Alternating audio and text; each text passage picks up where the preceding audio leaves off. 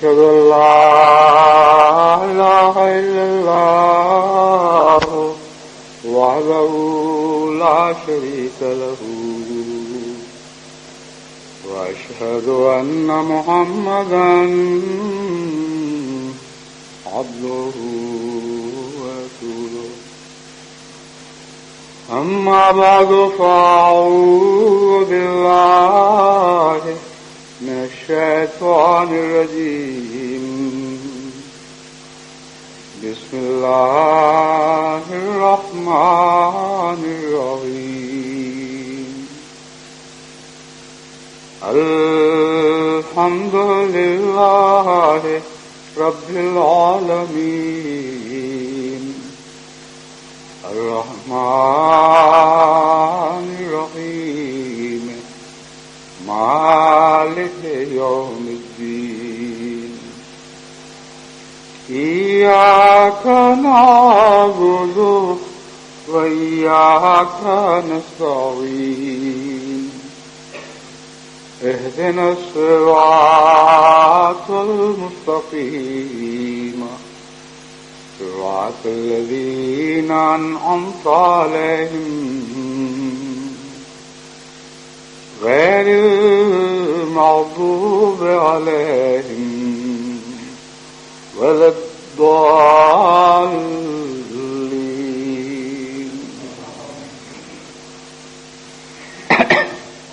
دعوت اللہ کے کام کو زیادہ آسن رنگ میں چلانے کے متعلق میں نے چند باتیں پچھلے خود میں عرض کی تھیں. اب میں اسی مضمون کو وہیں سے اٹھاتے ہوئے مزید کچھ باتیں آپ کے سامنے رکھتا ہوں. فالو اپ ایک انگریزی محاورہ ہے، یعنی تتبع کرنا، کوئی بات چلا کر پھر اس کی پیروی کرنا، جستجو کرنا اور دیکھنا کہ وہ بات اپنے مقصود تک پہنچی بھی ہے کہ نہیں. اس کی ایک بہت ہی خوبصورت تصویر قرآن کریم نے حضرت موسیٰ علیہ السلام کی پیدائش کے واقعہ میں بیان فرمائی کہ جب ان کی ماں نے اللہ تعالیٰ کے اذن سے اور اللہ کی وحی کے مطابق بچے کو صندوق میں ڈال کر دریا کی لہروں میں بہا دیا تو پھر بہن کو بھیجا جو پیچھے پیچھے ساتھ ساتھ کنارے پہ چلتی تھی اور دیکھ رہی تھی کہ یہ اس مقصود تک یہ جو بکس ہے، یہ ٹرنک یا بکس، لکڑی کا بکس جو بھی کہہ لیجیے، یہ کہاں پہنچا اور کیسے پہنچا اور اس بچے کا کیا بنا. ایمان تو لازم تھا، اس میں تو کوئی شک ہی نہیں، لیکن جب یقین بھی ہو، خدا تعالیٰ کی وحی بتا رہی ہو کہ یہ بچہ محفوظ ہو جائے گا اور اپنے اس اعلیٰ مقصد کو پالے گا جس کی خاطر تم یہ قربانی کر رہی ہو، اس کے باوجود انسانی فطرت میں اگر محبت اور تعلق ہو تو یہ جستجو از خود پیدا ہوتی ہے کہ ہوگا تو صحیح، لیکن خود اپنی آنکھوں سے تو دیکھیں کہ کیا ہو رہا ہے. یہ وہ جستجو ہے جس کے نتیجے میں انسانی منصوبوں پر بہت گہرا اثر پڑتا ہے. اگر آدمی بات کہے اور نصیحت کرے اور اس بات اور نصیحت سے اس کا ذاتی گہرا قلبی تعلق نہ ہو، یا اس شخص سے گہرا قلبی تعلق نہ ہو جس کو وہ بات کہتا ہے اور نصیحت کرتا ہے، تو اسی حد تک اس کے تتبع میں کمی آ جائے گی. بعض لوگ اس رنگ میں نصیحت کرتے ہیں کہ گلے سے بات اتاری اور کہتے ہیں ٹھیک ہے ہم نے جو کہہ دیا اب آگے جو تم جانو تمہارا کام جانے. اور کچھ لوگ ہیں جو نصیحت کرنے کے بعد اس کے اثر کو دیکھتے ہیں، اثر نہیں پڑتا تو ان کا دل غم سے ہلکان ہونے لگتا ہے، اپنی زندگی کو اس نصیحت کی خاطر اس طرح غم میں گھلا کر زندگی کا نقصان کر رہے ہوتے ہیں کہ دیکھنے والا یا سننے والا ان کے ظاہر سے اندازہ بھی نہیں لگا سکتا ان کی کیا کیفیت ہے. لیکن عالم الغیب خدا جانتا ہے، یا وہ خود جانتے ہیں کہ ان کی کیا حالت ہے. حضرت اقدس محمد مصطفیٰ صلی اللہ علیہ وآلہ وسلم کا ایسا ہی نقشہ قرآن کریم نے کھینچا ہے، لعلک باخن نفسک اللہ یکونوا مؤمنین. اے میرے بندے تو اپنے آپ کو اس غم میں ہلاک کر لے گا کہ تیری باتیں ان پر اثر نہیں کر رہی اور وہ ایمان نہیں لا رہا. تو یہ دعوت اللہ کی روح ہے جس کا معراج حضرت اقدس محمد مصطفیٰ صلی اللہ علیہ وآلہ وسلم کی صورت میں دنیا میں ظاہر ہوا، اور اس کیفیت کو قرآن کریم نے ہمیشہ کے لیے ہمارے سامنے رکھ کر زندہ جاوید کر دیا. یہی وہ طریق ہے جو ہر دعوت اللہ کرنے والے کو بھی اختیار کرنا ہوگا، اور ہر اس شخص کو بھی جس نے دعوت اللہ کے پروگرام مرتب کرنے ہوں. نصیحت آپ تک پہنچتی ہے، آپ اس نصیحت کو آگے پہنچا بھی دیتے ہیں جو اکثر صورتوں میں نہیں پہنچاتے. اس سلسلے میں پہلے بات کر چکا ہوں. پہنچا بھی دیتے ہیں تو آپ کا فرض پورا نہیں ہو جاتا.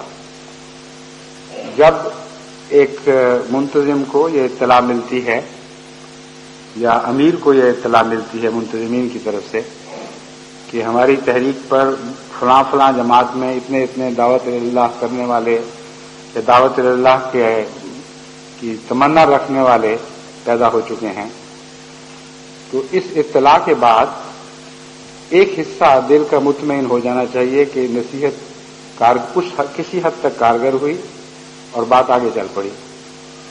لیکن پھر وہ دعوت اللہ کرنے والے کیسے پیدا ہوئے؟ انہوں نے ان نیک ارادوں کو عمل میں ڈھالا کہ نہیں، اور مستقل مزاجی کے ساتھ ان کی پیروی کی یا نہیں، دعوت اللہ کی تو کس رنگ میں کی، اس کے نتائج کیسے نکلے. یہ سارا ایک سلسلہ ہے جو دعوت کا پہلا پیغام پہنچانے کے نتیجے میں چل پڑتا ہے، اور تبلیغ کے نتیجے میں احمدی ہونے والے تک یہ سلسلہ جاری رہتا ہے. یہ سلسلہ اس رنگ میں کڑی کے بعد دوسری کڑی جاری ہوا کہ نہیں، یہ سوال ہے جو دل میں اٹھنا چاہیے. اور اگر کسی شخص کو دلی لگن ہو کسی کام سے تو یہ سوال ضرور اٹھے گا. وہ حضرت موسیٰ علیہ السلام کی بہن کی طرح دریا کے کنارے کنارے چلے گا، بار بار نظریں ڈالے گا اور دیکھے گا کہ اس پروگرام کو جو میں نے جاری کیا تھا یہ کس انجام کو پہنچا ہے. اور اگر اس کی حالت اور ترقی کرے تو حضرت اقدس محمد مصطفیٰ صلی اللہ علیہ وآلہ وسلم کے دل کے مشابہ کسی حد تک 100% تو ممکن نہیں کہ کوئی اور اس کیفیت کو پا سکے، لیکن کسی حد تک اس کیفیت کو اپنے دل میں محسوس کرے گا، اور اس پروگرام سے اس کو دلی محبت پیدا ہو جائے گی. ایسی محبت ہوگی جیسے ایک مصنف کو اپنی تصنیف سے یا ایک مصور کو اپنی تصویر سے ہوتی ہے. ہر خالق کو اپنی مخلوق سے محبت ہوتی ہے.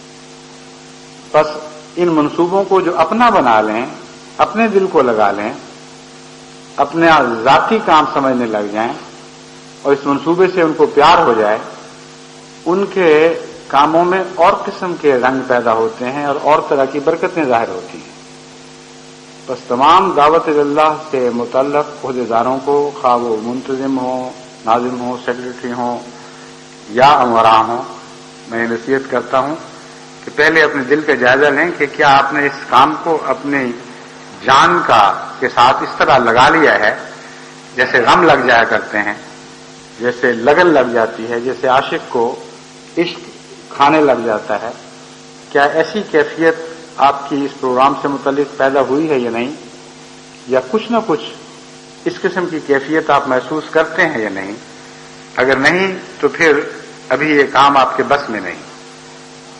کچھ اور آپ کو اپنا تعلق دین کے کاموں سے اور دین کے کاموں کے اپنی تکمیل تک پہنچنے کے معاملے سے بڑھانا پڑے گا. یہ تعلق بڑھے گا تو کام آگے چلے گا، اگر یہ تعلق نہیں بڑھے گا تو سب چیزیں وہیں کھڑی رہ جائیں گی جہاں پہلی حالت میں تھیں، اور یہی عموماً ہوتا ہے.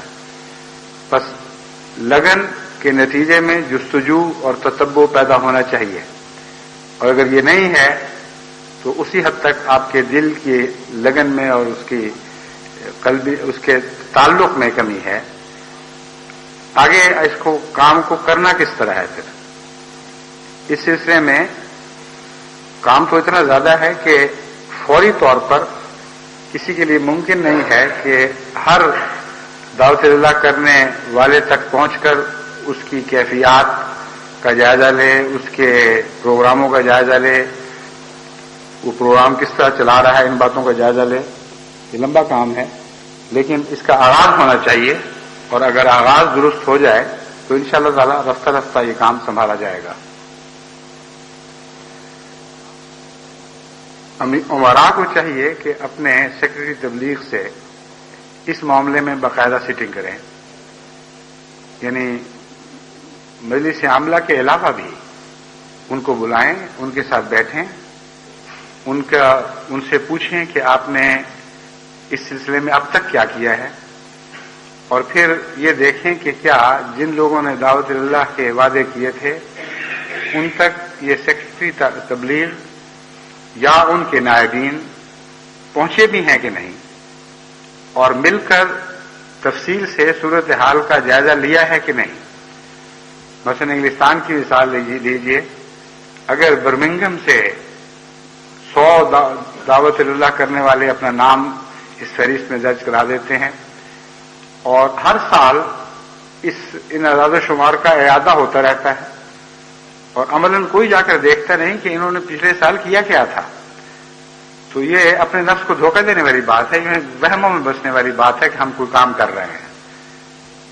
لازمی طور پر اس کا نتیجہ یہ نکلنا چاہیے تھا کہ مرکزی سیکرٹری تبلیغ اول تو امیر سے بات شروع کرنی چاہیے. امیر سیکرٹری تبلیغ کا اس معاملے میں جائزہ لیتا، جب اس کو رپورٹ پہنچتی تو خوشی کا اظہار کرتے ہی یہ پوچھتا کہ تم نے اس کے بعد کیا کیا، پتہ کیا ہے وہ کون لوگ ہیں، معلوم کیا ہے کن کن لوگوں کو تبلیغ کر رہے ہیں، ان کا تبلیغ کا طریق کیا ہے، تبلیغ کے لیے جو مواد ضروری ہے وہ ان کو مہیا بھی ہے کہ نہیں، غلط طریق پر اگر کام کر رہے ہیں تو کسی نے کبھی معلوم کر کے ان کو سمجھانے کی بھی کوشش کی ہے کہ نہیں. اگر یہ نہیں تو پھر یہ کام تسلی بخش نہیں، محض ایک فہرست ہے.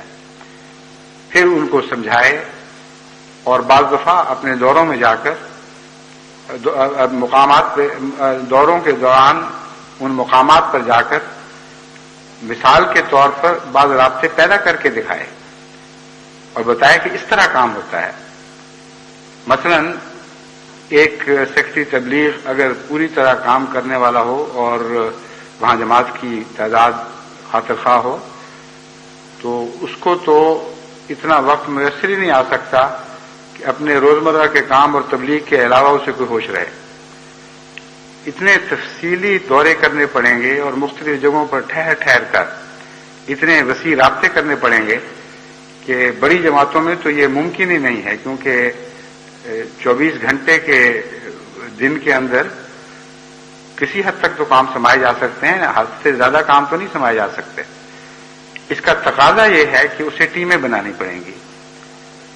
اس مجبوری کا تقاضا یہ ہے کہ اسے اپنے ساتھ اپنے نائبین تیار کرنے پڑیں گے، اور مثلا وہ یہ کام کر سکتا ہے کہ مرکزی ایک ٹیم بنائے، ایسے مختلف نوجوان چنیں جو جن کے پاس پہلے کام نہیں ہے، بے شک ایسے چنیں جن کے ضائع ہونے کا خطرہ ہے، جو دین کی خدمت نہ کرنے کے نتیجے میں بہک رہے ہیں اور بھٹک رہے ہیں. ان سے رابطہ قائم کرے، اور اس رابطہ قائم کرنے کے لیے ضروری نہیں کہ پہلے ان کو بتائے کہ یہ کام تم سے لینا ہے، بلکہ نظر ڈال کے پیار اور محبت سے ان کو کبھی چائے پہ بلا کر، کبھی کسی اور رنگ میں ان سے ذاتی تعلق قائم کرے، اور پھر کہے کہ میں دورے پر جا رہا ہوں، کیا آپ بھی میرے ساتھ چل سکتے ہیں، آئیے ہم تجربہ کرتے ہیں اور مل کر دیکھتے ہیں کہ ہم دین کی کس حد تک خدمت کر سکتے ہیں. یعنی یہ الفاظ تو اس طرح ضروری نہیں، مگر مفہوم یہی ہے جو گفتگو کا ہونا چاہیے. اور اس کے علاوہ دوسرے سلسلے کی خدمت کرنے والے، خدمت کا جذبہ رکھنے والے دوستوں کو بھی ساتھ شامل کرے. اور ضروری نہیں کہ ہر جگہ یہ ساری کی ساری ٹیم پہنچے. بعض جگہوں میں 1-2 کو لیا جا سکتا ہے، بعض جگہوں پہ جانے کے لیے دوسرے 2-3 کو اختیار کیا جا سکتا ہے. تو اپنے ساتھ کچھ نہ کچھ ایسے نائبین لے کے جائے، یا ایسے احباب جماعت لے کے جائے جن کو آئندہ نائبین بنانا مقصود ہو، کام کی تربیت دینا مقصود ہو، وہاں پہنچ کر پریزیڈنٹ سے رابطہ کرتا ہے، بتاتا ہے کہ میں اس غرض سے آیا ہوں یا ہم اس غرض سے آئے ہیں. پھر ایک ایک شخص سے ملنے کا پروگرام بنایا جائے، صرف میٹنگ ہی نہ بلائی جائے، کیونکہ میٹنگز میں بعض باتیں ہوتی ہیں اور ایک بیک وقت بہت سے لوگوں تک پہنچ جاتی ہیں، مگر انفرادی سطح پر جب تک تتبع نہ کیا جائے کام پایہ تکمیل کو نہیں پہنچ سکتا. تو ان تک پہنچنے کے لیے پروگرام بنا کر ہر شخص کے اپنے اوقات ہیں، کافی سردردی کرنی پڑے گی، لیکن جو محبت کے ساتھ کام کیا جائے وہ پھر حقیقت سردردی نہیں بلکہ دل کا درد بن جاتا ہے. اور سردردی مصیبت ہوتی ہے اور دل کا درد بہت پیاری چیز ہے. تو بظاہر سردردی ہے، مگر اگر لگن ہو، توجہ ہو، تعلق ہو تو اس کام میں بہت لطف آئے گا. رابطے پیدا کرنے ہوں گے کہ وہ کوئی کہے گا جی میرے پاس تو وقت نہیں ہے، اچھا جی مجھے بتائیں میں کب آ سکتا ہوں آپ کے پاس، ہم نے ضروری باتیں کرنی ہیں. کسی ایک سے جس سے بھی وقت طے ہو اس تک پہنچ کر پوچھا جا سکتا ہے کہ بتائیے آپ نے دعوت اللہ میں نام لکھایا تھا، کیا کیا ہے، کن کن لوگوں تک آپ پہنچے ہیں یا پہنچ سکتے ہیں. اگر اس سے پہلے وہ سارے جائزے مکمل ہوں جن کے متعلق پہلے بارہا نصیحت کی جا چکی ہے تو یہ کام بہت ہی آسان ہو جاتا ہے. مثلا جائزوں کے سلسلے میں بارہا یہ ہدایت کی گئی ہے کہ ایتھنک مائنورٹیز یعنی مختلف قسم کے اقلیتی گروہ جو بعض ملکوں میں بستے ہیں ان کے متعلق مکمل معلومات حاصل کی جائیں، اور ان معلومات کا سب سے زیادہ تعلق سیکرٹری تبلیغ سے ہے. جس ملک کی معلومات حاصل ہوتی ہیں اس کو پھر آگے تجزیہ کر کے شہر وار تقسیم کرنے کی کوشش کرنی پڑے گی، ورنہ ان معلومات کا فائدہ کوئی نہیں. تو یہ ایک الگ مضمون ہے جو پہلے بارہا بیان کیا جا چکا ہے اور ہدایات میں مختلف جماعتوں کو پہنچایا جا چکا ہے. مختصراً تعارف کے طور پر میں ذکر کر رہا ہوں کہ مقصد یہ ہے کہ ہر ملک میں مختلف قسم کے طبقات کی معلومات سیکرٹری تبلیغ کے پاس ہونی ضروری ہے. وہ لوگ جو مقامی طور پر اس ملک کے باشندے ہیں ان کی طبقاتی تقسیم، ان کی معاشرتی، اقتصادی اور نظریاتی تقسیم وغیرہ وغیرہ کئی رنگ میں ان کی گروہ بندی کی جا سکتی ہے. طلباء ہیں، مصنفین ہیں، اخبارات سے تعلق رکھنے والے، ریڈیو ٹیلی ویژن سے تعلق رکھنے والے، سیاسی لیڈر، زمیندار، تاجر طبقہ اور اسی قسم کے اور کئی طبقات ہیں. ان کی مقامی سطح پر تقسیم ہو سکتی ہے، اور اس کے علاوہ بیرونی لوگ جو وہاں بسے ہوئے ہیں ان کے متعلق معلومات حاصل ہو سکتی ہیں اور ہونی چاہیے.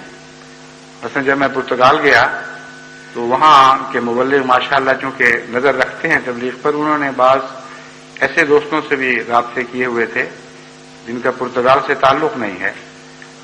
جب میں ان سے مزید معلومات حاصل کرنے کے لیے کہا تو ایک پرتگال کے نمائندے جو وہاں موجود تھے، انہیں باہر سے افریقہ کے ایک ملک کے نمائندے جو موجود تھے، انہوں نے اپنے ملک کے باشندوں کی جو معلومات مہیا کی تو اتنا بڑا کام ان کے اندر ہو سکتا تھا کہ مبلغ کو اور کاموں کے لیے بڑی مشکل سے وقت نکالنا پڑتا. اور وہ ایسے لوگ ہیں جن کو احمدیت کی مقامی لوگوں کے مقابل پر زیادہ آسانی سے سمجھ آ سکتی ہے، کیونکہ ان ملکوں میں اسلام کا گہرا اثر ہے، یعنی افریقہ کے بعض ملکوں میں، اور احمدیت کو سمجھنا ان کے لیے کوئی مشکل کام نہیں. پھر وہ گھر سے بے گھر ہوئے لوگ اگر ان کو ایک مشن سے تعلق پیدا ہو جائے تو یہ ان کے لیے سہارے کا موجب بھی بنتا ہے، اور ان کے اندر ایک طبی کشش پائی جاتی ہے کہ کوئی نہ کوئی ایسی جگہ ہو جہاں ان کا اڈا ہو، جہاں مشکلیں جا سکیں، جہاں بیٹھ کر اپنے دل کے دکھ درد بیان کر سکیں اور یقین ہو کہ اس کے جواب میں سچی ہمدردی پیدا ہوگی. بس ان کی بھی ضرورتیں ہیں. ایسے گروہ ایک نہیں بلکہ ایک سے زائد ہیں. چنانچہ ان کی طرف میں اپنے مربی صاحب، مبلغ صاحب کو توجہ دلائی کہ آپ ان میں کام کریں اور ان لوگوں سے کام لیں یہ جو آپ کے پاس آتے ہیں، بعض ان میں سے بیعت کر چکے ہیں، بعض نے نہیں کی، ان سے آگے کام چلائیں، وہ اپنے بھائیوں اور دوستوں کو آپ کے پاس لے کے آئیں، ورنہ اگر محض ڈاک میں آپ نے لٹریچر بھیجنا شروع کیا تو اکثر اوقات اس کی طرف کوئی توجہ نہیں دیتا. آپ کو بھی اشتہار پہنچتے رہتے ہیں، لٹریچر کئی قسم کے پہنچتے رہتے ہیں، ان چیزوں میں جن چیزوں میں آپ کو ذاتی دلچسپی ہے آپ کچھ نظر ڈال بھی لیتے ہیں، مگر عام طور پر اس کو ایک نظر ڈال کر پھینک دیتے ہیں. مذہب کے پیغام میں دنیا سب سے کم دلچسپی لیتی ہے، کیونکہ یہ پیغام سنتے ہی آدمی سمجھتا ہے کہ مجھے تبدیل کرنے کی کوشش کی جائے گی، مجھے اپنے تعلقات کے دائرے سے منقطع کرانے کی کوشش کی جائے گی اور خام خواہ کی مصیبت میں سہروں. کیا ضرورت ہے؟ بس اگر پہلے کوئی اور تعلق قائم نہ ہو چکا ہو تو بیرونی طور پر ذاتی رابطے کے بغیر جو پیغام پہنچتے ہیں بالعموم انسان ان میں دلچسپی نہیں لیتا. اس پہلو کو میں الگ زیر بحث لاؤں گا کہ ایسا کام اگر کرنا ہو تو دلچسپی پیدا کرنے کے ذرائع کیا ہیں، مگر میں واپس اس مقام پہ پہنچتا ہوں جہاں بات دوسری طرف چل پڑی کہ ایسے شخص سے آپ کو جا کر یہ پوچھنا چاہیے کہ میری معلومات کے مطابق یہاں چینی بھی بستے ہیں، روسی بھی بستے ہیں، پرتگیزی بھی آئے ہوئے ہیں، افریقہ کے فلاں فلاں ممالک کے لوگ ہیں، ویسٹ انڈینز ہیں، بہت سے طبقات ہیں. آپ کے ماحول میں بھی کچھ ایسے لوگ رہتے ہیں، کبھی آپ نے معلومات حاصل کی؟ آپ کے ساتھ کام کرنے والوں میں کچھ ایسے لوگ ہیں کہ نہیں ہیں؟ اگر ہیں تو آپ نے کبھی رابطے کی کوشش کی؟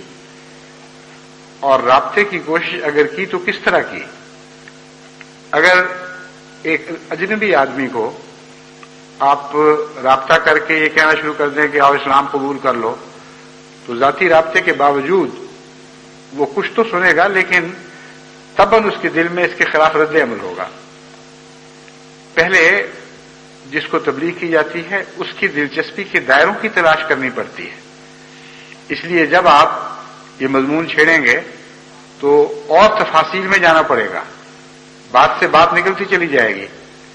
اس سے آپ پوچھیں گے، اگر اس نے مثال کے طور پر رابطے کیے ہیں تو آپ کا کام ہے اس سے پوچھیں کہ رابطے کا نتیجہ کیا نکلا، ایک چینی نے کیا جواب دیا، ایک ترک نے کیا جواب دیا، ایک گیمبین نے کیا جواب دیا، وغیرہ وغیرہ. اور اگر دلچسپی نہیں لی تو کیا آپ نے جائزہ لیا کہ اس کو کن باتوں میں دلچسپی ہے، کس طرح اس کے دل میں احمدیت یعنی حقیقی اسلام کے لیے کریٹ پیدا کرنے کے امکانات ہیں. تو تفصیلی بحث انفرادی بحث تک جا پہنچے گی، اور ہر شخص جو زیر تبلیغ ہے اس کے متعلق اس سے گفتگو کرنی پڑے گی. اس سلسلے میں اس کو نیک مشورے دینے پڑیں گے. اور سیکرٹری تبلیغ جو اس طرح کام کرتا ہے اس کو رفتہ رفتہ اتنا وسیع تجربہ ہونے لگ جاتا ہے کہ واقعی اس کے اندر یہ اہلیت پیدا ہوتی ہے کہ ہر صورتحال میں ایک مفید اور اچھا مشورہ دے سکے. اور کچھ اس کی معلومات پہلے ہی وسیع ہوتی ہیں. اس رنگ میں جو اس کے ساتھی ہیں ان کی بھی تربیت ہو رہی ہوتی ہے. لیکن اس مثال کو ابھی کچھ اور آگے بڑھانے کی ضرورت ہے. مثلا ایک چینی ہے، اگر آپ اس چینی کو جا کر یہ کہیں جو انگلستان میں بس رہا ہے، کہیں ٹھہرا ہوا ہے، کہ آؤ اسلام کے متعلق معلومات حاصل کرو، میرا نہیں خیال کہ اس میں وہ کوئی دلچسپی پہلے گا. لیکن اگر آپ کوئی ایسا سووینیر مثلاً پیش کریں جن میں چینی لوگوں سے رابطہ پیدا ہو، ایسا کوئی سووینیر نہیں ہے، میں مثال کے طور پر کہہ رہا ہوں، بعض دوسری قوموں کے ہیں، تو جس قوم سے بھی رابطہ ہے اگر اس کے متعلق کوئی ایسی دلچسپ چیز آپ اس کو دکھانے لگیں جس سے اس کو معلوم ہو کہ ہمارے ملک میں اس جماعت کا بڑا وقار ہے اور اس جماعت نے خدمات کی ہوئی ہیں اور ہمارے ملک کے جو معززین ان لوگوں کی عزت کرتے ہیں، تو اچانک اس کے دور کے تعلق میں ایک قربت کا رجحان پیدا ہوگا. وہ اس طرح اجنبی آپ کے لیے نہیں رہے گا بلکہ شناسائی کے امکانات پیدا ہو جائیں گے اور قریب آئے گا. پھر آپ اس کو اور باتیں سمجھا سکتے ہیں، ہماری جماعت کی روح کیا ہے، ہم کس طرح کام کرتے ہیں. پھر آپ افریقن قوم کے متعلق اور افریقہ کی اس قوم کے متعلق جس کا وہ باشندہ ہو، اگر وہ افریقہ کا ہے میرا مطلب ہے، تو مزید دلچسپی لے سکتے ہیں. اور اس کے لیے آپ کو معلومات ہونی چاہیے، اور یہ معلومات سیکٹری تبلیغ کو پھر آگے اس شخص تک پہنچانی چاہیے، طریقہ کار سمجھانا چاہیے. اب میں واپس چینی کی مثال پر آتا ہوں. میرے پاس بہت سے چینی دوست ملنے کے لیے آتے ہیں. بالعموم براہ راست فوری طور پر اسلام کا پیغام دینے کی بجائے میں پہلے ان سے چین کے حالات اور چین کے مسائل کے متعلق بات کرتا ہوں، اور جب وہ مسائل بتاتے ہیں تو کچھ دیر کے بعد بات آخر اخلاقیات پر ضرور پہنچتی ہے، اور ان کے رہنماؤں نے جو غلطیاں کی ہیں، اشتراکیت میں جو کمزوریاں ہیں جس کے نتیجے میں چین آج اس حال کو پہنچا ہے، ان سارے مسائل پر نظر ڈال کر جب بات کی جاتی ہے تو اس شخص کا ایک ذاتی گہرا تعلق پیدا ہو جاتا ہے. وہ سمجھتا ہے کہ میری قوم میں اس کو دلچسپی ہے، میرے قوم کے حالات سے واقف ہے، اور جو بات کہہ رہا ہے درست ہے، اور آخری تجزیہ ایسا ہے جو میرے دل کی بھی آواز ہے. جب اس طرح تعلق قائم ہو تو پھر اس مضمون کا رخ بدلنا کوئی مشکل نہیں رہتا. پھر اخلاقیات کے موضوع پر کنفیوشنزم کی بات چل جاتی ہے مثلا، اور یہ بتایا جاتا ہے کہ کنفیوشنزم کی جو اخلاقی تعلیم بنیادی طور پر چونکہ ایک ہی خدا کی دی ہوئی تعلیم ہے، اسلام کے ساتھ اس کا یہ تعلق ہے، اور اسلام میں بھی یہ تعلیم ملتی ہے، اور اس تعلیم کے سوا دنیا کا کوئی نظام چاہے وہ اشتراکی نظام ہی ہو جاری نہیں ہو سکتا. تو بات سے بات نکلتے ہوئے کہیں سے کہیں پہنچتی ہے. ان موضوعات پر مختلف مواقع پر بعض دفعہ سوال و جواب کی مجالس میں، بعض دفعہ دوروں کے دوران مختلف خطابات میں بہت سا مواد موجود ہے. اس لیے کوئی سیکرٹری تبلیغ یہ نہیں کہہ سکتا کہ آپ کو تو شاید ان باتوں کا علم ہو، مجھے علم نہیں ہے. میں نے اپنا علم آپ کے ساتھ شیئر کیا ہوا ہے، یعنی ہمارا علم، میرا علم اور آپ کا علم دو جدا گانا چیزیں نہیں رہیں. جو احمدی کو علم ہوتا ہے وہ مجھے لکھ کر بھیجتا ہے، میری توجہ اس طرف مبذول کراتا ہے. روزانہ بے شمار تو نہیں کہتا، لیکن بہت سے کثرت سے ایسے خط ملتے ہیں جن میں بعض امور کا ذکر ملتا ہے کہ وہاں فلاں ملک میں فلاں جگہ کیا ہو رہا ہے، کیا رجحانات ہیں. اور بعض دفعہ اخبارات کے تراشے ملتے ہیں، بعض دفعہ بعض احمدی احباب کتابیں بھجواتے ہیں. کوئی بہت اچھی کتاب انہوں نے پڑھی ہو تو کہتے ہیں یہ ایسی کتاب ہے جس کی معلومات کا دین کے ساتھ ایک تعلق ہے، یعنی آپ کے کاموں سے ایسا تعلق ہے کہ آپ ان معلومات کے نتیجے میں مزید فائدہ اٹھا سکتے ہیں، اور جماعت کی رہنمائی کے سلسلے میں آپ کے کام آنے والی باتیں ہیں. غرضی کے ایسی ہی کئی تمہیدوں کے ساتھ کتابیں ملتی ہیں. جو مجھے علم دیتے ہیں میں اپنے اندر سنبھال کر ایک کنجوس کی طرح تالے لگا کر تو نہیں رکھتا. آپ سے ملنے کے دوران، دوروں کے وقت، خطبات میں، سوال و جواب کی مجالس میں جو میں فیض جماعت سے پاتا ہوں وہ جماعت کو واپس کر رہا ہوتا ہوں، اور اکٹھا ہو کر یہ مضمون ایک دریا کی شکل اختیار کر جاتا ہے. تو اگر سیکرٹری تبلیغ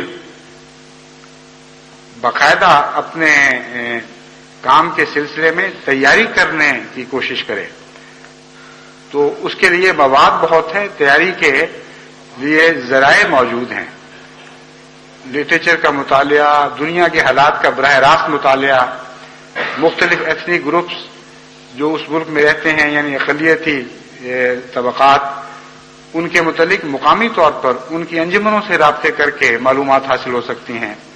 ان کے اقتصادی مسائل کے متعلق معلومات حاصل ہو سکتی ہیں، ان کے اخلاقی مسائل کے متعلق، ان کے ملکوں کے اقتصادی سیاسی وغیرہ ان مسائل پر معلومات حاصل ہو سکتی ہیں.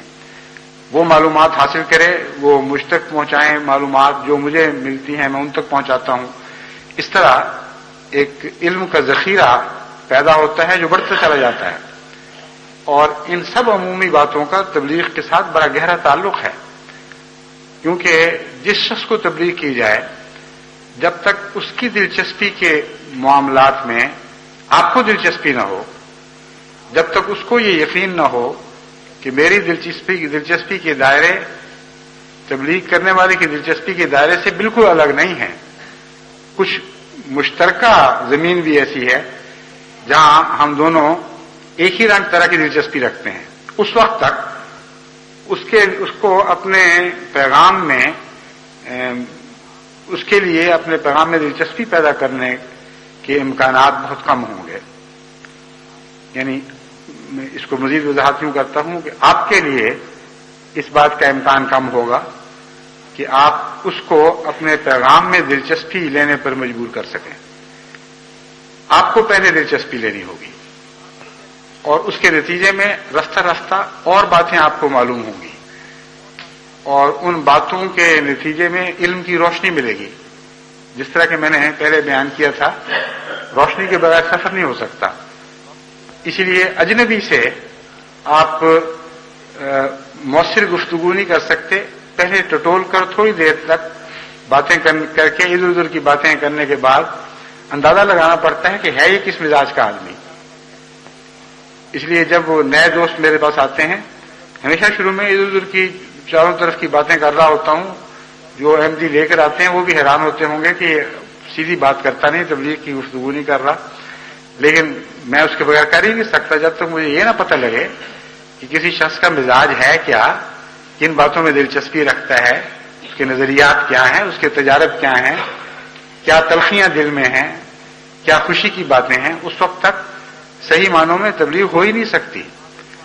بس وہی بات حکمت کی بات ہے جو قرآن کریم نے بیان فرمائی کہ ادعو الی سبیل ربک بالحکمت ہے، حکمت سے اپنے رب کی طرف بلاؤ. اور حکمت کا اتنا وسیع مضمون ہے، یہ جو باتیں بیان کر رہا ہوں یہ بھی اسی مضمون کی بات شاخیں ہیں. تو سیکرٹری تبلیغ کے لیے آپ دیکھیں کتنی محنت درکار ہے اور کتنا وقت اس کو صرف کرنا ہوگا. پھر وہ اس کو یہ بتا سکتا ہے تبلیغ کرنے جس کو وہ تبلیغ کے لیے تیار کر رہا ہے، اس کو یہ بتا سکتا ہے کہ آپ کے لیے ہمارے پاس یہ مواد موجود ہے. اگر بلغاریہ کے لوگ رہتے ہیں تو ان کے لیے ہمارے پاس خدا کے فضل سے یہ لٹریچر تیار ہو چکا ہے، اور اگر رومانیہ کے لوگ ہیں تو ان کے لیے ہمارے پاس یہ لٹریچر ہے. اگر ترک باشندے ہیں تو ان کے لیے ہمارے پاس یہ کچھ ہے. اگر عرب ہیں تو ان کے لیے ہمارے پاس یہ کچھ ہے. غزی کے اللہ تعالیٰ کے فضل کے ساتھ جماعت دنیا کی اکثر قوموں سے متعلق پوری جد و جہد کے ساتھ ایسا لٹریچر تیار کر رہی ہے جس کی ہمارے نزدیک ان کو ضرورت ہے. اور سیکٹری تبلیغ اکثر ایسے ہیں جن کو پتہ ہی نہیں کہ یہ کیا ہو رہا ہے. ان کو نہ لٹریچر کی تفصیل کا علم ہے، کون سا شائع ہو چکا، نہ آڈیو ویڈیو کی شکل میں جو تبلیغی مواد ہے نہ اس کے متعلق پورا علم ہے. وہی کیفیت ہے کہ جانے نہ جانے گل ہی نہ جانے باغ تو سارا جانے ہے. جن کا کام ہے تبلیغ کرنا ان کو ان باتوں کا علم نہیں ہے. اگر ان کو علم ہو تو پھر آگے وہ اس علم کو ہر دعوت اللہ کے لیے اپنا نام پیش کرنے والے تک پہنچانا ہوگا اور تفصیل سے سمجھانا ہوگا. پھر یہ بتایا جا سکتا ہے کہ رابطہ کرنے کا طریق کیا ہے.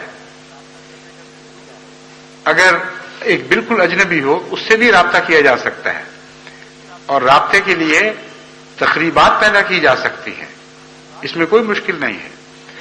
جب میں گورنمنٹ کالج لاہور میں پڑھتا تھا تو ہماری احمدیہ ایسوسی ایشن کے بعض طلباء کے ساتھ اسی مضمون پر گفتگو ہوئی اور میں نے ان کو بتایا کہ میرے لیے تو کوئی مشکل نہیں ہے رابطہ قائم کرنا، کیونکہ رابطہ پیدا کرنے کا گر آنا چاہیے. وہ ہے کیا؟ اور وہ گر یہی ہے کہ اگر آپ کو کسی شخص میں دلچسپی ہے تو اسے آپ میں دلچسپی ہوگی. مثلا میں نے مثال دی کہ ایک کھلاڑی ہے، ہاکی کا کھلاڑی ہے، اچھا کھیلتا ہے، کہیں بیٹھا ہو آپ اس کے پاس جا کے کہہ سکتے ہیں کہ میں نے تمہارا کھیل دیکھا تھا، میرے دل پر اس کا بہت گہرا اثر پڑا. تو اچانک اس کے دل میں آپ کے لیے ایک محبت اور نرمی کا گوشہ پیدا ہو جائے گا. پھر آپ اس کو کہہ سکتے ہیں میں اپنے لیے اعزاز سمجھوں گا اگر آپ میرے ساتھ ایک چائے کی پیالی پئیں اور پھر اس کے مضمون کی کچھ باتیں آپ شروع کر دیں، یہ ہو ہی نہیں سکتا کہ وہ آپ کا ہاتھ جھٹکے۔ ہر شخص میں بعض خوبیاں ہیں، جھوٹی تعریف نہیں کرنی چاہیے، اس کا تو کسی مومن کے لیے سوال ہی نہیں پیدا ہوتا، مگر ہر شخص کی سچی تعریف کرنے کے امکانات ہیں، اور یہی وہ امید کا روشن چراغ ہے جسے ہمیں لے کر آگے اپنے معاملات میں تبلیغ کے معاملے میں لے کر آگے بڑھنا ہے۔ امید کا روشن چراغ یہ ہے کہ اللہ تعالیٰ نے جو چیز بھی پیدا کی ہے، کوئی ایک بھی اس میں سے ایسی نہیں جو خوبیوں سے عاری ہو، اور ہر جنس کے ہر فرد میں خواہ وہ اپنے کردار کی گراوٹ میں کہیں تک پہنچ چکا ہو، پھر بھی کچھ خوبیاں رہتی ہیں۔ بعض چوروں اور بدکاروں میں بھی بعض ایسی بنیادی خوبیاں قائم رہتی ہیں جن کے نتیجے میں ان کے لیے ہر وقت واپسی اور توبہ کا امکان روشن رہتا ہے۔ تو ہر شخص کی خوبیوں کے ذریعے آپ کا رابطہ ہونا چاہیے۔ ہر قوم کی بعض خوبیاں ہوتی ہیں، ان خوبیوں کو بھی آپ کو پیش نظر رکھنا چاہیے۔ بس آغاز میں اگر آپ کسی شخص کو نہیں جانتے تو بعض اس کی قومی خوبیوں کا ذکر کر سکتے ہیں۔ اگر اس کو جاننے لگے ہیں تو رفتہ رفتہ اس کی اچھی باتیں تلاش کریں اور اس کا ذکر، ان باتوں کا ذکر اس سے چھیڑیں، اس کا تعلق آپ سے بڑھنا شروع ہو جائے گا۔ تو بہرحال یہ سمجھانا پڑے گا کہ رابطے کیسے کیے جاتے ہیں۔ ان رابطوں کے سلسلے میں ان کو، جیسا کہ میں نے بیان کیا ہے، کچھ نہ کچھ خاطر مزارات بھی ساتھ کرنی پڑیں گی، اور اس کے بغیر گزارا نہیں ہے۔ بس داعی اللہ کو اس بات کے لیے تیار رہنا چاہیے۔ اور اس ضمن میں مستورات کو بھی مستورات کے لیے بھی بہت سی خدمت کے مواقع ہیں۔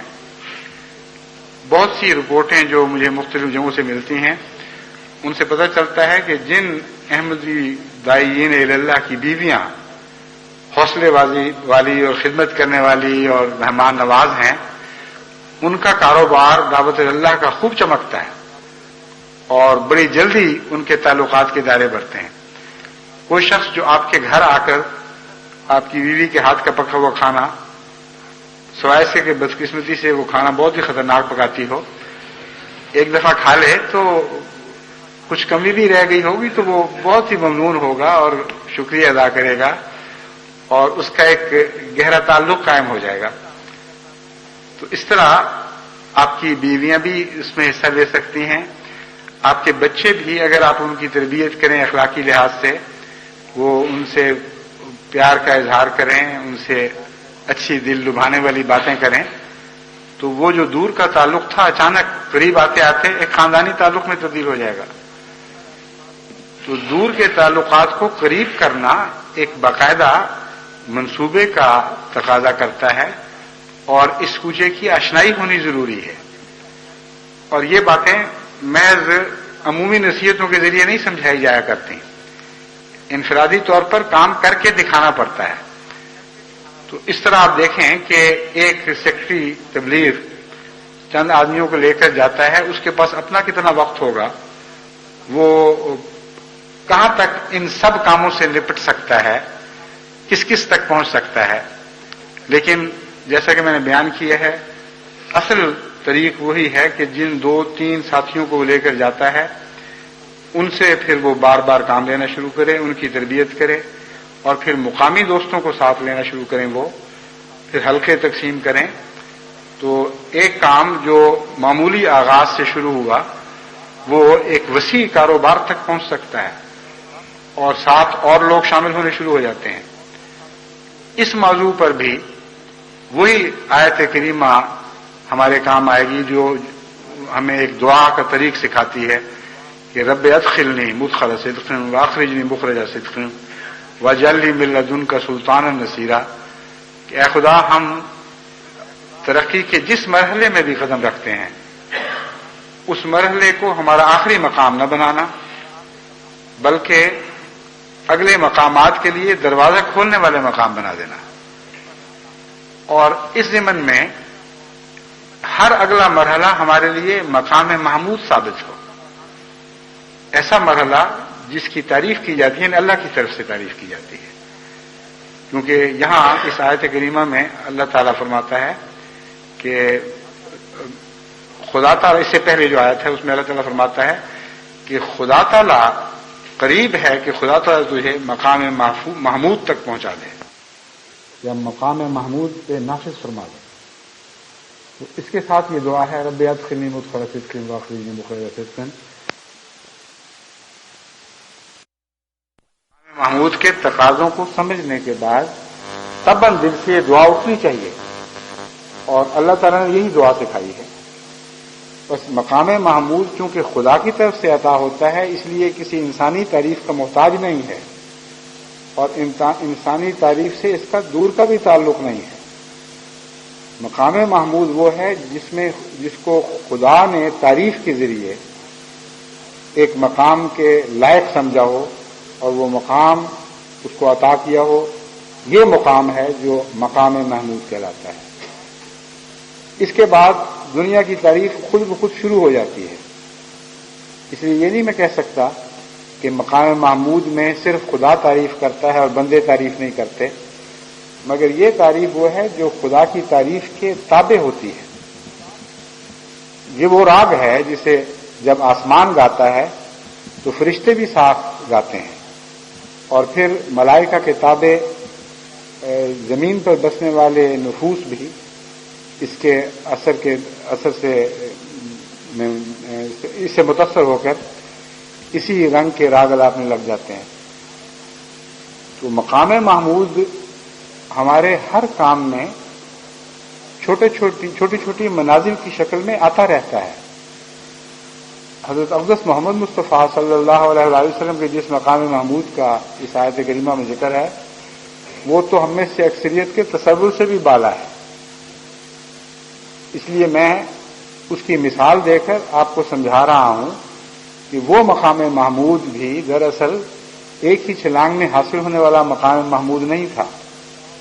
حضرت صلی اللہ علیہ وآلہ وسلم نے ساری زندگی سفر فرمایا ہے اور ایک مقام سے دوسرے مقام کی طرف سفر فرماتے چلے گئے ہیں. ہمیں بھی اسی بات کی پیروی کرنی ہوگی، اور ہر دین کی خدمت اگر اچھے رنگ میں کی جائے، اللہ پر توکل کرتے ہوئے کی جائے، اس سے دعائیں مانگتے ہوئے کی جائے، تو ہمارے لیے اس خدمت کا ہر مرحلہ ایک مقام محمود بن سکتا ہے. بس اس موقع پر بھی یہ دعا ساتھ رہنی چاہیے، اور یہ دعا کہ ہر مقام پر مجھے مددگار چاہیے ہوں گے. بیٹھ رہنے کے لیے تو مددگار کی ضرورت نہیں ہوا کرتی، آگے بڑھنے کے لیے مددگار کی ضرورت ہوا کرتی ہے. خاص طور پر مشکل سفر میں مددگار کی ضرورت ہوا کرتی ہے. بس مددگار اپنے پیدا کریں اور یہ دعا مانگیں کہ اے اللہ ہر ایسے مرحلے پر جسے تو مقام محمود بنائے گا میرے لیے ایسے مددگار پیدا فرما کہ یہ سفر ہمارے لیے آسان تر ہوتا چلا جائے، اور ہمیشہ ہم تھکے ہارے ہوئے بغیر تھک ہار کر بیٹھ رہنے کی بجائے آگے ہی قدم بڑھاتے رہیں. ان دعاؤں کے ساتھ، اس لگن کے ساتھ اگر آپ جماعت کی تربیت کریں گے تو دعوت اللہ کے رنگ بدل جائیں گے، اس میں نئی کیفیت پیدا ہو جائے گی. پھر آگے مختلف ایتھنک گروپس کی میں بات کر رہا تھا. یہ جائزہ لینا ہوگا کہ کس جگہ کس قسم کے لوگ زیادہ توجہ دے رہے ہیں، اور تجارب پر نظر رکھنی ہوگی.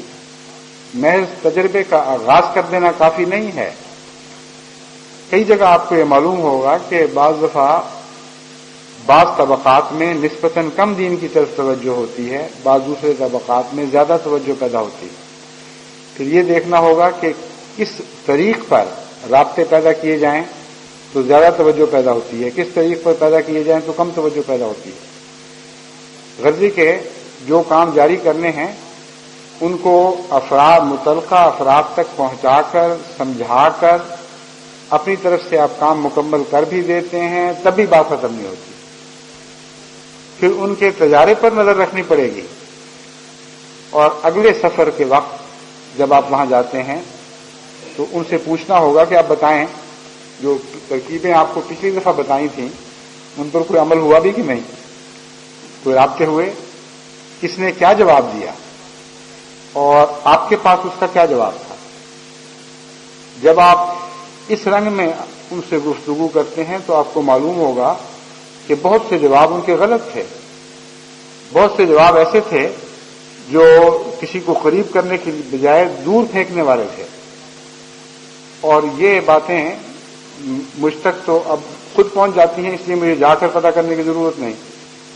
پاکستان سے، افریقہ کے ممالک سے، فجی سے، جاپان سے، ہر تبلیغ کرنے والے کو شوق ہوتا ہے کہ مجھے بھی بتائے کہ کس طرح تبلیغ کی، اور بعض تو اتنی لمبی لمبی رپورٹیں آتی ہیں کہ کئی دن لگتے ہیں مجھے ان کو پڑھنے میں، مگر جو تفصیل سے بات کرنے کے عادی ہیں انہوں نے تو بہرحال تفصیل سے ضرور بتانا ہے کہ فلاں آدمی سے بات ہوئی، اس نے مجھے یہ کہا، میں نے اس کو یہ کہا، اس نے مجھے یہ کہا، میں نے اس کو یہ کہا، پھر یہ بات ہوگی، پھر فلاں شخص آ گیا، پھر اس سے گفتگو شروع ہو گئی، پھر ایک اور آدمی آ گیا، اس نے بات ٹالنے کی کوشش کی، ساری تفصیل اس رپورٹ میں لکھی ہوتی ہے، اور پھر اس کو پڑھ کر بعض جگہ مجھے خوشی ہوتی ہے کہ بڑی حکمت سے عمدہ جواب دیا ہے، بعض جگہ کوفت ہوتی ہے کہ ہرانے کی کوشش ہو رہی ہے، دل جیتنے کی کوشش نہیں ہو رہی، سختی سے کاٹنے والا جواب دیا جا رہا ہے، اور اپنی طرف سے بڑے فخر سے مجھے بتایا جا رہا ہے کہ اس طرح ہم نے اس کو لاجواب کیا،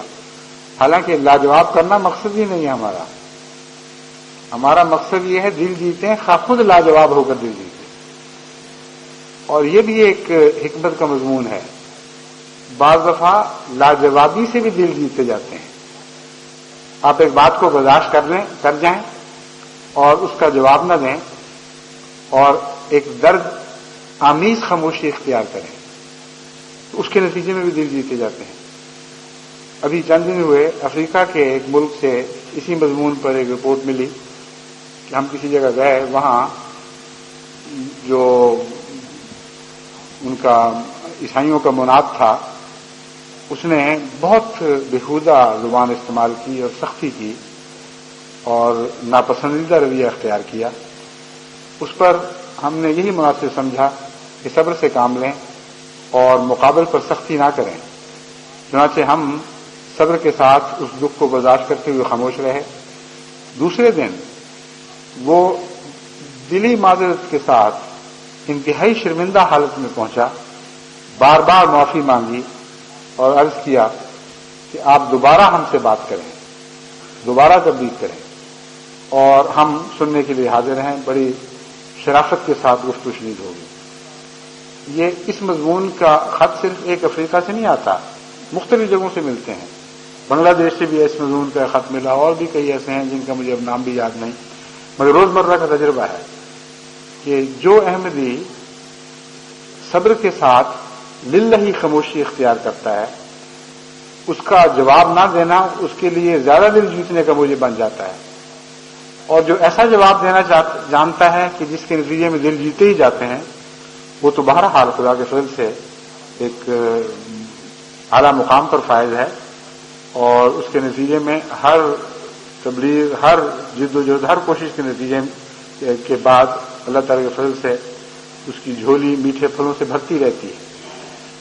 تو دعوت اللہ کرنے کا گر سکھانا اور جائزہ لینا کہ کوئی اس معاملے میں کیا غلطی کر رہا ہے، اس کی کس حد تک، کس رنگ میں درستی کی ضرورت ہے، یہ بھی ایک بہت ہی اہم کام ہے۔ بعض باتیں جو میں نے محسوس کی ہیں اور بعض اور باتیں، ان میں سے ایک اہم بات یہ ہے کہ بعض لوگ بعض خاص لوگوں سے جب ایک دفعہ ٹکر لے بیٹھتے ہیں اور تبلیغ کا سلسلہ شروع کر بیٹھتے ہیں تو یہ سوچتے ہی نہیں کہ ان کے اندر کوئی قبولیت کا مادہ کم ہے، اور بعض ایسی عادتیں ہیں جن کے نتیجے میں عام طور پر ایسے لوگوں کو ہدایت نہیں ملا کرتی، یعنی ضد ہے، تعصب ہے، حق دھرمی ہے۔ اور قرآن کریم نے ہمیں آغاز ہی میں یہ مطلع فرما دیا کہ یہ کتاب ہدی للمتقین ہے۔ یہاں متقین سے مراد ابتدائی تعریف کے طور پر یہ ہے کہ وہ لوگ جو سچی بات دیکھتے ہیں تو سچی بات کو قبول کرنے کی صلاحیت پاتے ہیں، صلاحیت رکھتے ہیں، یعنی ضد اور تعصب نہیں ہے. تو تقویٰ کا پہلا قدم یہ ہے کہ انسان میں یہ صلاحیت موجود ہو کہ دن کو دن کہہ سکے اور رات کو رات کہہ سکے. اس کے لیے ایک بڑی تعلیم کی ضرورت نہیں ہے، یہ انسانی فطرت کی ایک طبیعی کیفیت کا نام ہے. تو ایسے لوگ جن کو یہ فطری سچائی نصیب نہ ہو، ان سے آپ جتنا چاہیں سر ٹکرائیں ان کو ہدایت نہیں ملے گی، سوائے اس کے کہ اللہ تعالیٰ اس بنیادی بیماری کو دور فرما دے. بس بجائے اس کے کہ آپ اپنا وقت ان بیماروں پر ضائع کرتے رہیں، اس امید پر کہ اللہ تعالیٰ قادر ہے شاید ان کا دل بدل دے. جو بیمار نہیں ہیں ان کی طرف کیوں نہیں توجہ کرتے؟ جب آپ کے پاس وقت کافی نہیں ہے، کام زیادہ ہے، تو پہلے ان چیزوں پر ہاتھ ڈالیں جن کو قبضے میں لینا آسان تر ہے. پہلے مشکل چیزوں پر ہاتھ ڈالیں گے تو نتیجہ بہت کم اور بہت دیر سے نکلے گا. اس لیے تبلیغ کے وقت اس بات کو سمجھانا بھی ضروری ہے کہ ایک آدمی کو کس وجہ سے ریجیکٹ کیا، یعنی نظر انداز کر دینا چاہیے اور کس وجہ سے نہیں کرنا چاہیے. یہ بھی اپنی ذات میں ایک گہرے غور کا مضمون ہے. میں وضاحت سے آپ کو سمجھانا چاہتا ہوں کہ نظر انداز اس بات پر نہ کریں کہ وہ کسی سمجھنے میں دیر کر رہا ہے یا اور وجوہات کی وجہ سے اس کے لیے قبول کرنا مشکل ہے. اگر اس کی فطرت میں صفائی ہے، اگر اس کے اندر جھوٹ اور تعصب نہیں ہے، خواہ دوسری کتنی ہی برائیاں کیوں نہ ہوں، اس کی اصلاح ممکن ہے. اس لیے بد کہہ کر کسی کو نہیں چھوڑنا، ورنہ جس طرح حسن سب میں ہے بدیاں بھی سب میں ہوتی ہیں. آپ کو بنا بنایا فرشتہ تو تبلیغ کے لیے نہیں ملے گا. اگر بنا بنایا فرشتہ ہے تو پھر شاید وہ آپ کو تبلیغ شروع کرے، کیونکہ آپ میں اس کی نسبت کم برائیاں ہوں گی، زیادہ برائیاں ہوں گی. بس برائیوں کے نتیجے میں نہیں چھوڑنا. ایک بات یاد رکھیں، قرآن کریم نے جو تعریف فرمائی ہے ابتدا میں وہ یہ ہے کہ جس کے اندر سچائی کی روشنی نہیں ہے، جس کی طبیعت میں کجی ہے، اس کی آپ اصلاح نہیں کر سکتے. جتنا چاہیں آپ اصلاح کی کوشش کریں، ان کی آپ اصلاح نہیں کر سکتے. اسی مضمون کو کچھ آیات کے بعد مزید کھولتے ہوئے اللہ تعالیٰ فرماتا ہے ختم اللہ علی قلوبہم وعلی سمعہم وعلی ابصارہم غشاوۃ ولہم عذاب عظیم. ان کی اندرونی کجی ان کی صلاحیتوں کی راہ میں حائل ہو گئی ہے. صلاحیتیں تو اللہ تعالیٰ نے ہر ایک کو عطا فرمائی ہیں. کان بھی ہیں لیکن کانوں پہ پردے پڑ گئے ہیں، کان بھاری ہو گئے ہیں، بوجھ پڑ گئے ہیں کانوں کے اوپر.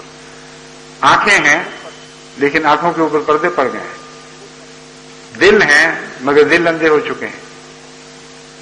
ایسے لوگ ہیں جن کے اوپر مہریں لگی ہوئی ہیں.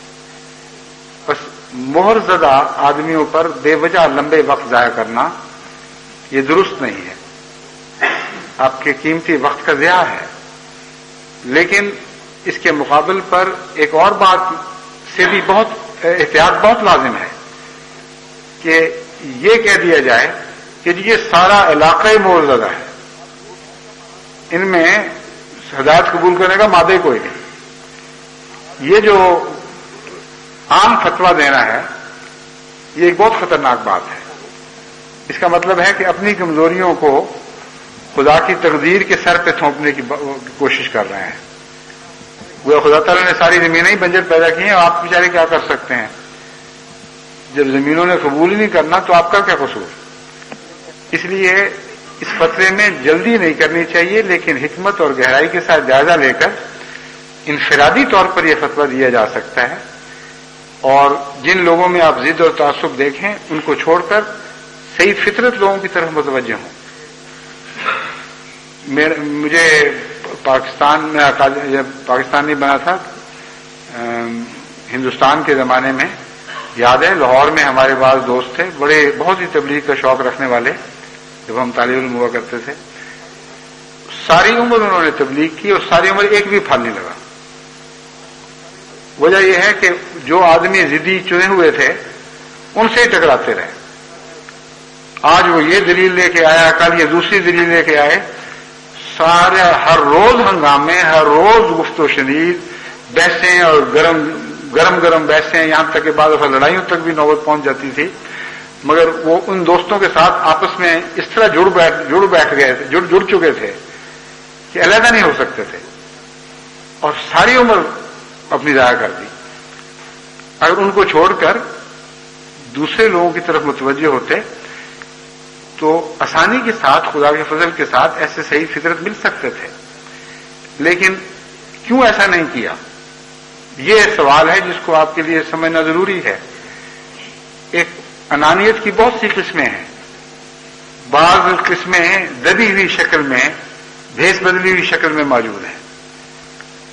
بعض دفعہ جس سے ایک دفعہ دینی گفتگو میں مقابلہ شروع ہو جائے, اگر آپ اس کے کسی سوال کا جواب نہ دیں اور یہ کہہ دیں کہ جی میں دیکھ چکا تمہیں, بس کافی ہو گئی, میں ہار گیا سمجھ لو, تو اگر آپ میں یہ کہنے کی صلاحیت نہیں ہے اور آپ سمجھتے ہیں کہ کسی موقع پر میں نے اپنی ذات کی ہار قبول ہی نہیں کرنی, تو آپ ایسے شخص سے پھر کبھی پیچھا نہیں چھڑا سکتے.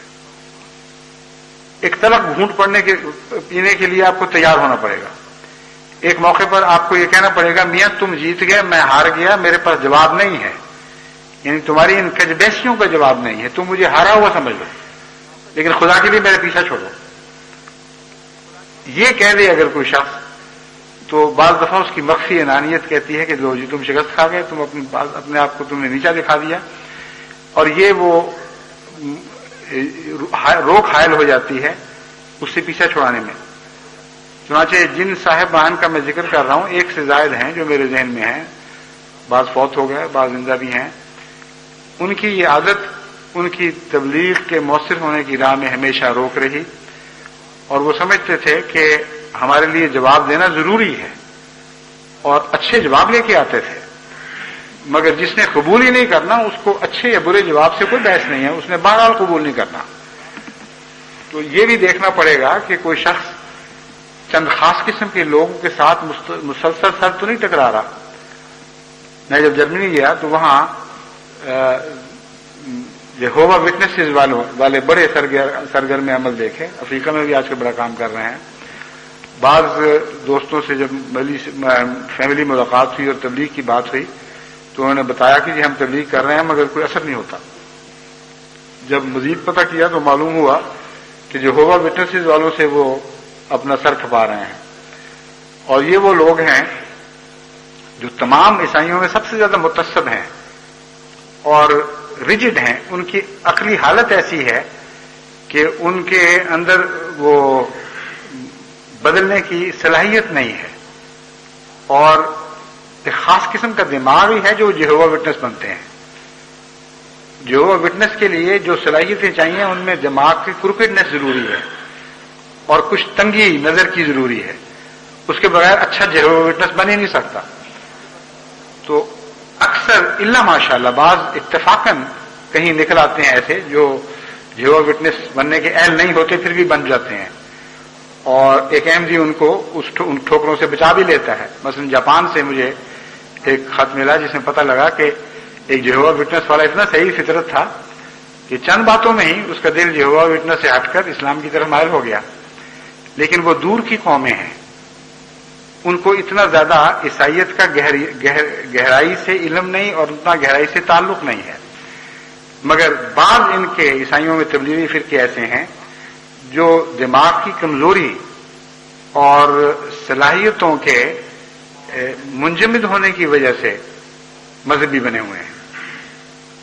مولویت کے لیے بے وقوفی کا ہونا ضروری ہے, اور جہاں بے وقوفی ضد میں بدل جائے وہاں آپ جو چاہے کریں آپ کچھ نہیں کرو, کبھی کامیاب نہیں ہو سکتے. تو ان کو میں نے سمجھایا, میں نے کہا تم کیوں اپنا وقت ضائع کر رہے ہو, اور اگر یہوہ وٹنس والوں سے بات کرنی ہے تو کم سے کم پتہ تو کرو کہ ان کو کس طرح گلے سے اتارا جا سکتا ہے, یا وہ سیدھے ہوں یا تمہیں منہ دکھانے کے لائق نہ رہیں.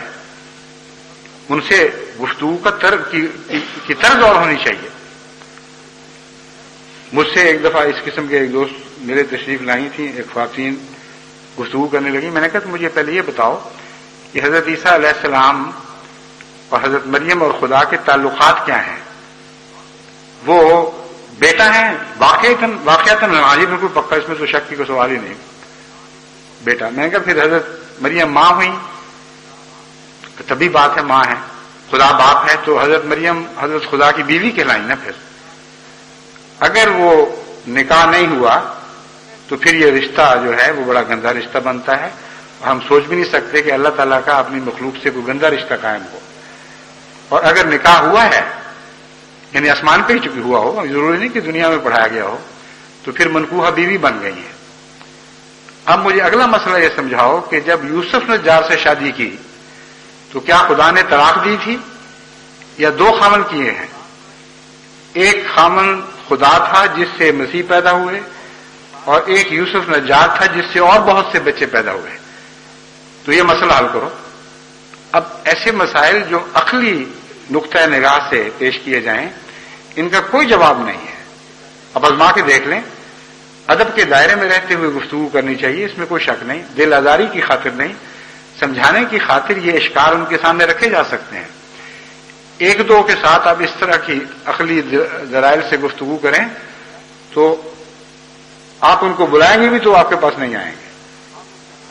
جہاں اس میدان میں وہ آپ کو کھینچ لائیں، یعنی بائبل کے بعض ایسے بیانات جن کو نہ وہ خود سمجھتے ہیں نہ عام انسان کو سمجھنے کی استطاعت ہے، گہرے مضمون سے تعلق رکھتے ہیں، تو آپ جو چاہیں کریں، آپ کبھی ان کی اصلاح نہیں کر سکیں گے. ہمیشہ وہ سمجھیں گے کہ ابھی یہ ہمارا شکار ہے. تو اس لحاظ سے بھی تفصیلی چھان بین کرنی پڑے گی سیکٹری تبلیغ کو، اس کے ساتھیوں کو، کہ جن لوگوں سے تبلیغ کر رہے ہیں وہ کون لوگ ہیں، ان کے رد عمل کیا ہیں، یہ زمین جیت رہے ہیں یا خود ابہام کا شکار ہوتے چلے جا رہے ہیں. بڑا وسیع مضمون ہے اور بڑے وسیع وقت کا تقاضا کرتا ہے. بہت سے ایسے تربیت یافتہ مددگاروں کی ضرورت ہے، بہت دعاؤں کی ضرورت ہے. لیکن چونکہ وقت کافی زیادہ ہو چکا ہے، میں نے گھڑی پہ نظر ذرا دیر میں ڈالی ہے، اس لیے اس مضمون کو میں یہاں ختم کرتا ہوں. انشاءاللہ آئندہ خطبے سے دوبارہ اس مضمون کو شروع کروں گا. اللہ تعالی ہمیں صرف سمجھنے کی توفیق نہ بخشے بلکہ جو ہم سمجھیں اس کو عمل میں ڈھالنے کی بھی توفیق عطا فرمائے.